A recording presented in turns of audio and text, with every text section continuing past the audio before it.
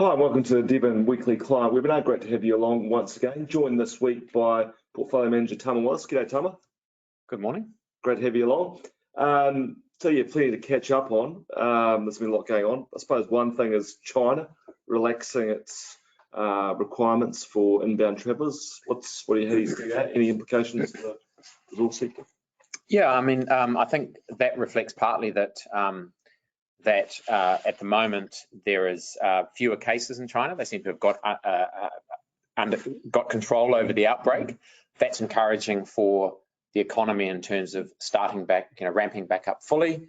You're seeing targeted stimulus progressively, whether it's infrastructure, whether it's targeted on tax breaks, on autos, which is starting to roll through. Obviously, we saw a very weak Q2 in China, and there's some expectation that the second half of the year will improve, although it's going to be a progressive improvement. You don't bounce back instantaneously. But, President Xi stood up last week and said, we recommit to our 5.5% GDP growth target this year. We need to strive to meet those targets.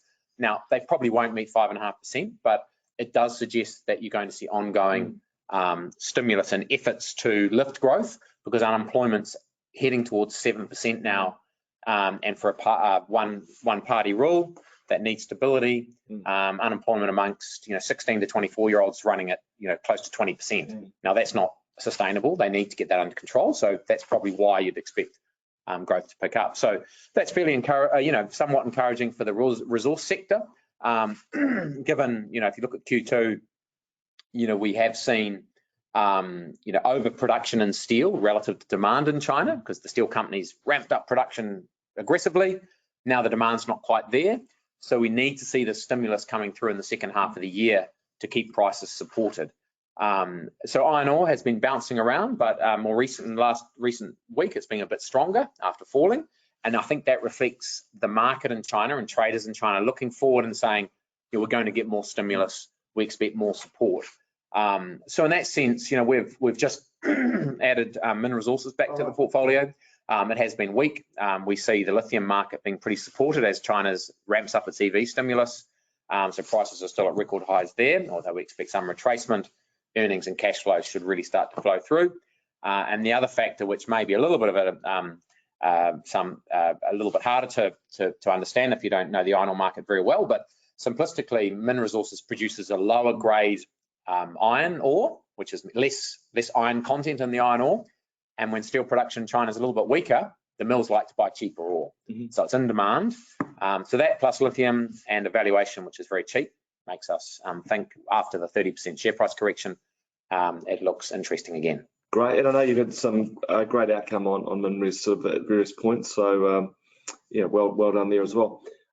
Changing tack slightly, or quite a bit actually, moving from mining to the healthcare sector. I know you've caught up with a couple of companies recently, Paykel Healthcare and ResMed.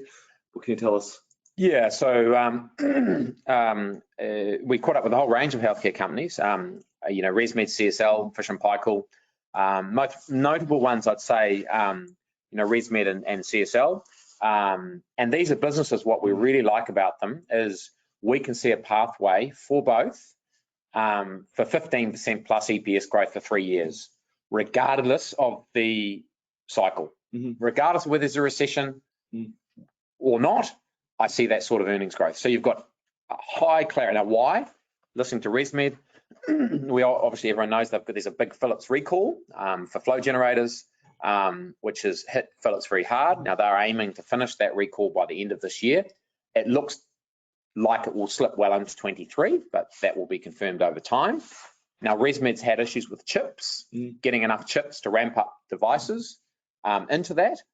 They've seemed to have solved that with a card to cloud flow generator, which doesn't use the same chips, which means they can fill the gap while they wait for chip supply to improve. So that means that next year's earnings will be much better than the market fears, is my view. Secondly, with the global economy slowing and chips needed in all sorts of things like washing machine, high-end washing machines, TVs, autos, if the consumer is under enormous pressure, which if you look at global consumer confidence, it is at the lows, chip supply is going to loosen up. And so ResMed will double win, plus margins will expand as freight costs come down. So I think that's at this sort of price is a very, very compelling investment opportunity. Similarly, CSL, we caught up with them. Again, collections for their plasma are improving and above pre-COVID levels. They've got new initiatives coming on, which I think will mean plasma collections pick up further. They have a Mexican centres are currently blocked at the moment, but if they return, it'll add 5 to 10% more to collections. It's a whole series of things.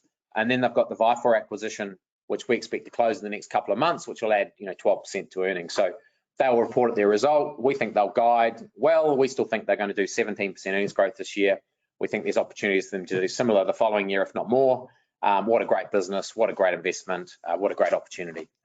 So if you're worried about, you're looking at some other businesses, if you're looking at let's take a retailer where you think they might have too much inventory, you might see them downgrade earnings 50% as an example. You look at CSL will do 17% earnings growth next year is my view. So at this stage, I know which one I'd rather be in. Excellent. That's very exciting. So great, and obviously the team had some great wins in healthcare already with Ramsay and other names. So yeah, that's fantastic. Thanks again for your time. Thank you. For tuning in again this week. Next week we'll be talking sustainability with Vic Harris. So be sure to tune in for that one. If you've got any questions you want to get in advance, do get those in as well. But we'll leave it there for now. Thank you, Tama, once again. Have a great day. Have a great rest of the week, and catch you again same time next week. Bye for now.